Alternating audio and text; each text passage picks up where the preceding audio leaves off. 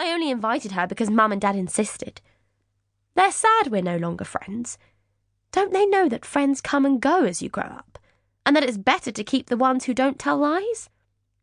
Ottimo Tukuret is hiding under the coffee table where he thinks he's safe. He's not used to the commotion, but Mum plants the cake right on top of his hiding place, and he makes a run for it, and also to get away from the very loud "Happy birthday to you" singing. I puff my cheeks up like a hot air balloon and blow so hard that some of the cream splatters onto the carpet. I can normally blow all the candles out in a single puff, but not this year. One is still lit, and I have to breathe in again if I'm going to cast the room into complete darkness. Everyone claps their hands and shouts at me to make a wish. The smoke from the candles goes into my eyes. I shut them, thinking about my wish, but all of a sudden I'm scared. I open my eyes very slowly, and the darkness is still there. I shut them again and count to 10 while the others keep asking what I'm wishing for. I try raising just one eyelid a tiny bit. It's okay.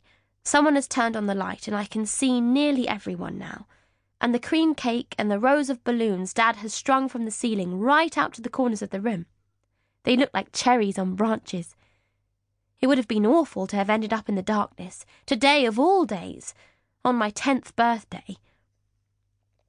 Luckily, Mum has already started cutting the cake, so there are no more questions about my wish. Filippo comes to eat his slice beside me at the coffee table. He uses a fork, but he's wolfing it down so quickly he still manages to get the cake over most of his face. My aunt is watching him. She looks worried and also slightly disgusted. He turns to her and points to the cake with his fork, smeared in cream and lumps of cake. "It's really good." My aunt looks even more concerned, but replies, "Thank you, Filippo," because she made the cake. I grin quietly to myself, like Ottimo Tukuret when Estella hasn't seen him doing his business in the school vegetable garden. The house phone rings. With all the racket going on, I'm the only one who hears the first ring, although it almost felt like a whisper of air had brushed my face at the same time as I heard the shrill, piercing sound. Dad eventually hears it too, and goes to answer with the cordless in the other room. He comes back in quickly and calls me.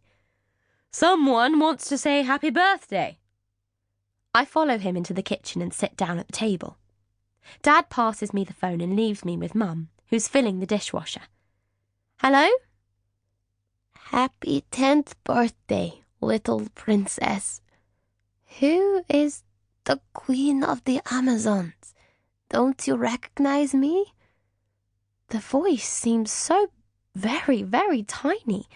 Not the big, shouty one that yells at me to go back to the classroom or do something by myself. I almost didn't recognize her. "Estella, where are you?" "I'm in hospital." "Doing what?" Silence on her side. Quite a long silence. "I'm visiting a friend." "Is she sick?" "No, not her. Let's say she works here." Maybe her friend who works in the hospital is Dr. Olga. I'm about to ask when she starts speaking again. "So, is your party good fun?"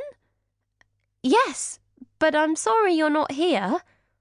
"I'm sorry too. Parties are wonderful things. Try to have lots and lots of fun. I'll make sure you get my present tomorrow at school." "What do you mean, make sure I get? Won't you be there?" "No, not tomorrow. This friend of mine is here for a while, and I have to look after her." "Can I meet her?" "Better not. No, better never. I will never, ever, ever let you meet her, Mafalda." I'm a little jealous. "Okay, bye then." "Bye. Don't forget your present. I'll put it in the caretaker's room in the crisp drawer." "Okay, say hello to your friend." There's a long silence. Finally, in a strange voice, she says, "Happy birthday, Mafalda. my little princess," and hangs up.